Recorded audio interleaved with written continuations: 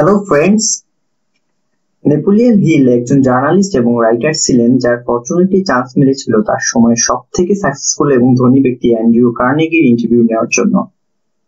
Interview ঠিকমতোই চলছিল যতক্ষণ না কার্নেগি নেপোলিয়ন হিলের সামনে একটা সিরিয়াস অফার রাখলো।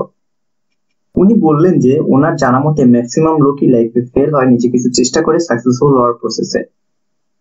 কিন্তু রিয়েলিটি হলো এই যে জীবনে সাকসেসফুল হওয়ার প্রিন্সিপালস গুলো ইউনিভার্সাল, তা সবার জন্যই সমান, কিন্তু এগুলো শিখতে মানুষের অনেক সময় লেগে যায়। এর থেকে বেটার আমাদের কাছ থেকে শিখে নেওয়া। এই জন্য আমি চাই যে তুমি একটা বুক রেডি করো যাতে দুনিয়ার সব সাকসেসফুল মানুষদের উইজডম এবং নলেজ থাকবে, যা মানুষকে লাইফে খুব তাড়াতাড়ি সাকসেসফুল হওয়ার জন্য সাহায্য করবে। আমি তোমাকে দুনিয়ার কিছু সাকসেসফুল মানুষদের ইন্টারভিউ নেওয়ার জন্য সুযোগ করে দিব, ওনাদের সাথে যোগাযোগ করিয়ে। কিন্তু এর জন্য তোমাকে আমি শুধু ট্রাভেলিং এর টাকাই দিব, আর কিছুই না। সো তুমি কি অফারটা অ্যাকসেপ্ট করবে? নেপোলিয়ন হিল কিছু সময় ভেবে অফারটা অ্যাকসেপ্ট করে নিল। এরপর তিনি 20 বছর রিসার্চ করে দুনিয়ার সব থেকে 500 সাকসেসফুল মানুষের ইন্টারভিউ নিয়ে একটা অসাধারণ বই লেখে। বইটির নাম দেয় থিঙ্ক অ্যান্ড গ্রো রিচ, যা পৃথিবীর হাইয়েস্ট সেলিং বইগুলোর মধ্যে একটা। আজ আমি আপনাদের এই বইটার রেফারেন্সে জীবনে সাকসেসফুল হওয়ার কিছু পয়েন্ট শেয়ার করব। So let's begin. Number 1, burning desire. আপনার জীবনে যে কোনো স্বপ্ন পূরণের জন্য সর্বপ্রথম স্টেপ হলো একটি স্ট্রং ডিজায়ার থাকা, শুধু উইশ করাই নয়। ফর এক্সাম্পল, দুই বন্ধু রাস্তা দিয়ে হেঁটে যাচ্ছে। এমন সময় তারা একটা সুন্দর ডুপ্লেক্স বাড়ি দেখলো। বাড়িটি দেখার পর প্রথম বন্ধু মনে মনে ভাবলো, ইস, আমার যদি এমন একটি বাড়ি থাকতো। কিন্তু আরেক বন্ধু মনে মনে ভাবলো যে এমন একটি বাড়ি আমি একদিন বানাবোই, তাতে যা হয়ে যায় হবে। আর এই টাইপের মানুষগুলো এই জীবনে কিছু করে দেখায়। কারণ ফ্যাক্ট এই যে যার যত স্ট্রং ডিজায়ার থাকবে তার গোলকে অ্যাচিভ করার, তার ততই চান্স থাকবে তার স্বপ্ন পূরণ করার। আমি আপনাদের স্ট্রং ডিজায়ারের আরো একটি এক্সাম্পল দিচ্ছি।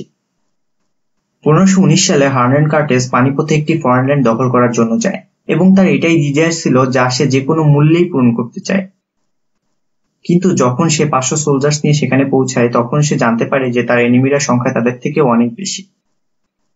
এটা দেখে হার্নান তার সোলজারদের অর্ডার দেয় তার সব শিপগুলো জ্বালিয়ে দেওয়ার জন্য। কারণ ওনার টার্গেট ছিল যে কোনো মূল্যে এই ব্যাটেলটা জেতার। কিন্তু তার জানা ছিল যদি শিপগুলো থাকে তাহলে তার সোলজারদের পিছে হতে ইচ্ছা করবে, আর পালাবারও কথা ভাবতে পারে। এই জন্য সে তার সব শিপগুলো জ্বালিয়ে দেয় আর বলে, এখন শুধু দুটো জিনিসই হতে পারে, হয় আমরা সবাই এখানেই মারা যাবো আত্মসমর্পণ করে, না হয় ওই শক্তিশালী শত্রুদের আমাদের সর্বশক্তি দিয়ে হারিয়ে দেবো এবং এই ল্যান্ডটা আমাদের করে নেব। ওনার এই ডেঞ্জারাস ডিসিশনের রেজাল্ট অনেকটা এমন হলো যে উনি তার সোলজারদের নিয়ে তাদের পুরো শক্তি দিয়ে ব্যাটেলটা জিতে যায়। এটাই হলো এক্সট্রিম ডিজায়ার, যা পূরণ করার জন্য নিজের জীবনের কথাও চিন্তা করে না। কিন্তু আমি বলবো না যে আপনি আপনার জীবন বাজি রাখুন কিছু করার জন্য, বাট অ্যাট লিস্ট আপনার শ্রম সময় লাগাতেই হবে আপনাদের স্বপ্ন পূরণ করার জন্য। কিছু জ্ঞানী লোকরা বলেন যে এই প্রিন্সিপালস গুলো আপনি আপনার টাকা আয় করার ডিজায়ার পূরণ করার ক্ষেত্রেও ইউজ করতে পারেন, জাস্ট এই 6টা স্টেপ ফলো করে। Step 1, fix the amount of money you want.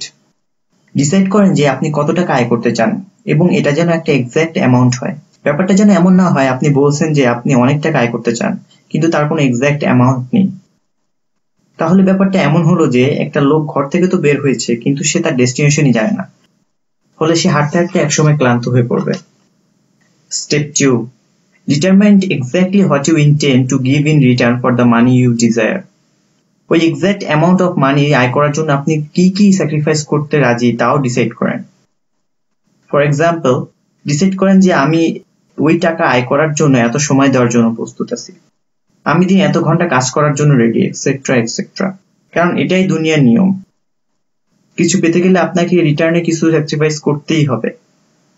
Step 3, establish a definite date when you intend to possess the money you desire. একটা তারিখ ফিক্স করেন যে ওই টাইমের ভেতরে আপনি যে টাকা ফিক্স করেছেন সেটা যে কোনো মূল্যেই আয় করবেন। Step 4, create a definite plan. আপনি একটা প্ল্যান বানান, সেটা যে কোনো ভাবেই হতে পারে, এবং ডিরেক্টলি ওই প্ল্যানের উপর কাজ করা শুরু করেন। বেশি ওয়েট করবে না যে আমি আরো পারফেক্ট প্ল্যান বানিয়ে শুরু করব।